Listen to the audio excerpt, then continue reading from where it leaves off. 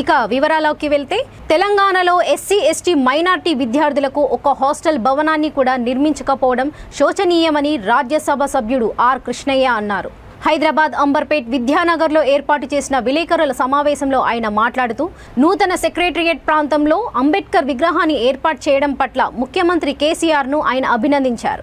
అంబేద్కర్ వారసులుగా ఉన్న హాస్టల్ విద్యార్థులకు సరైన భోజనం పెట్టడం లేదన్నారు. ఇప్పటివరకు మెస్ ఛార్జీలను కూడా ప్రభుత్వం చెల్లించగా విద్యార్థులు అలమటించి నకనకలాడితే చూస్తూ ఉంటున్నారని వాపోయారు. ఇప్పటికైనా కేసీఆర్ ప్రభుత్వం చొరవ తీసుకుని హాస్టల్ భవనాలను నిర్మించాలని డిమాండ్ చేశారు. సమావేశంలో నిరుద్యోగ జేఏసీ చైర్మన్ నీల వెంకటేశం, అనంతయ్య, బీసీ నేతలు, కార్యకర్తలు తదితరులు పాల్గొన్నారు. ముఖ్యమంత్రి కేసీఆర్ గారు దేశంలో ఎక్కడా లేని విధంగా 125 అడుగుల అంబేద్కర్ విగ్రహాన్ని పెట్టి చరిత్ర సృష్టించారు. అందుకు ఆయనకు ధన్యవాదాలు చెబుతున్నాను. అదేవిధంగా సచివాలయం కొత్తగా హంగు బంగులతో ప్రపంచంలోనే తలదనే రీతిలో సుందర వందనంగా సచివాలయాన్ని పాత బిల్డింగ్ మంచి బిల్డింగ్ ఊరగొట్టి మరో భవనం నిర్మించారు. అందుకు ముఖ్యమంత్రిని నేను అభినందిస్తున్నాను. అయితే అంతేకాదు సచివాలయం నిర్మించి సచివాలయానికి కూడా అంబేద్కర్ పేరు పెట్టాడు.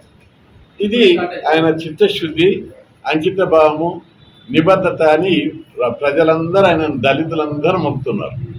కానీ కొందరు దళిత సోదరులు అంబేద్కర్ వారసులు ఫోన్లు చేస్తున్నారు.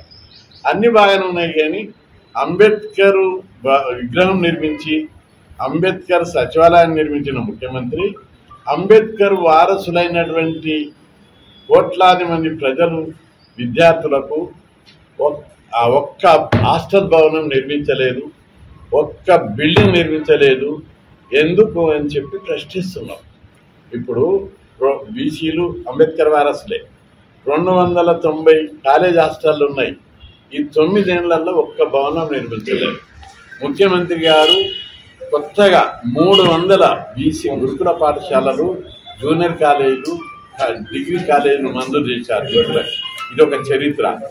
ఫ్లైఓవర్లు, స్కైఓవర్లు, అనేకమైనటువంటి అండర్వేలు, సబ్వేలు నిర్మించి అమెరికానే పోటీ పడే విధంగా డల్లాస్ను బీట్ చేసే విధంగా